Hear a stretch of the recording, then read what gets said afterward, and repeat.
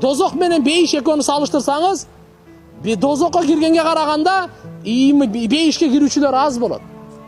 Имандыларды Алла Таалам аз деп айткан, шүгүр кылуучуларды аз деп айткан. Ошон үчүн бир алым айткан экен, Арафатта дуа кылып атып: "Я Алла, сен Куранда аз деп эдиң беле, ошолордун катарына кошку мени" деген экен. Биз аздардан болойлу. Жакшы адамдар аз болот, жакшы аялдар аз болот, жакшы энелер аз болот, жакшы кыздар аз болот. Бузукулар көп болот. Бузукулар көп болот. Ошон үчүн иншалла Алла субханаху ва тааляга шүгүр кылсак, Кудай кааласа Алла Таалам биздин мээнетибизди, шүгүрүбүздү текке кетирбейт. Кетирбейт эч качан. Ва кана са'юкум машкура. Алла субханаху ва тааля айтат: "Мынакей силердин мээнетиңер машкура.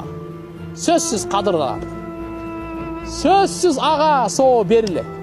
Кадырсыздык кылынбайт Алланын алдында. Алла кыпындай жакшылыкты кайтарат. Кыпындай жакшылыкты кайтарат. Ма я'мал мисқала зарратин хайран яра ва ма я'мал мисқала зарратин шарран яра. Ким кыпындай жакшы иш кылса, анын сообун сөзсүз көрөт. Кыпындай жаман иш кылса, анын күнөөсүн да көрөт. Ар кимдин көрү өзүнчө, ар кимдин таразасы өзүнчө, ар кимдин периштеси өзүнчө, ар ким Алланын алдында өз жооп берет. Ар ким куллукум раин ва куллукум мас'улун ан раияти. Ар бириңер жоопкерсиңер, Алланын алдында сөзсүз барганда жооп бересиңер. Ошон үчүн урматтуу энеji карындаштар, такыбалык жашоону тандайлы. Эл эмне болуп атат, аякты карабаңыз. Батыш эмне деп атат? Биз ушуну карайлы. Пайгамбарыбыз эмне деген? Пайгамбарыбызды карап түздөнөйлү. Пайгамбарыбызды карап биз өзүбүздүн жашообузду пайгамбарыбызга карап туурулайлы. Түздөйлү. Түндү, күндүздү, кеч, түн бардыгыбызды пайгамбарыбыз гана үлгү. Бир адам да үлгү боло албайт. Мен деген аулия болсун, алым болсун, шейх болсун, не бала болсун. Эгер андан келген ката көрүп калсаңыз, ал сизге үлгү эмес. Сизге үлгү Мухаммадур Расулуллах, лакад кана лакум фи расулиллахи усватун хасана. Мынакей Мухаммад алейхиссаламда чырайлуу үлгү Алла субханаху ва тааля коюп койгон. Ал-Фудайл ибн Ияз деген улуу адам өткөн, рахимахуллах, ошо киши айткан экен: "Силер дептир, Алла субханаху ва тааланын неаматтарына шүгүр кылганды бекем кармагыла.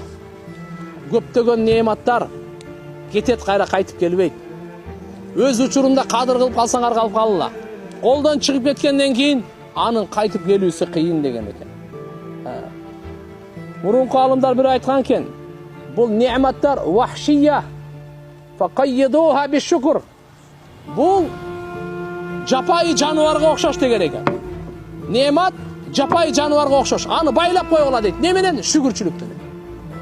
Шүгүрчүлүк менен байлап койгула. Жапайы жаныбарга окшош бул неамат кетип калат дейт.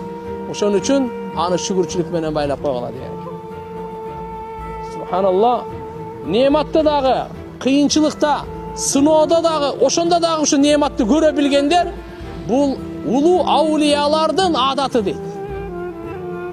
Мейли, Алла субханаху ва тааля кээде ырыскыңызды кенен кылып берип койду, ден соолукту берип койду, бардык амандык, ишиңиз жүрүшүп атат, баары эле жакшы.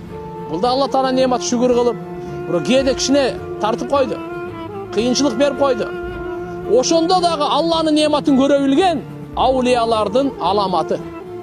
Биз ошондо дагы алхамдулилlah, ушунусуна дагы шүгүр дейли. Ошон үчүн пайгамбарлардын макамы кыйынчылыкта дагы шүгүр кылуу. Пайгамбарлардын макамы, мартабасы канчалык Алла Тааладан сыноо келбесин, ошол абалга дагы шүгүр кылат эле. Пайгамбарыбыз Мухаммад алейхиссалам 2 күн катар курсагы тойгон эмес. Улида ятиман, аша факиран, мата мискинан. Пайгамбарыбыз жетим төрөлгөн, атаны көргөн эмес. Төрөлгөндөн кийин 6-7 жашка чыкпастан ападан айрылган, тоголок жетим, аша факиран. Факир болуп жашоосун өткөзгөн. Bir gün бар, эртеси жок. Болбосо Алла субханаху ва тааля бул дүйнөнүн алтын кылып пайгамбарыбызга берип койгонго таят. Пайгамбарыбыз өзү албай койгон. Ухуд таасын алтын кылып берен, өзү албай койгон. Каалайсыңбы падыша болуп пайгамбарчылык кыл, каалайсыңбы кул болуп Аллахтан жөнөкөй инсан болуп падышачылык кыл. Пайгамбарыбыз падыша болуп падышачылык кылганды тандабай койгон. Бирок кандай? Bir gün курсагым тойсо, шүгүр кылайын. Эртеси күнү ач болсом, сабыр кылайын. Шүгүргө дагы бейиш, сабырга дагы бейиш.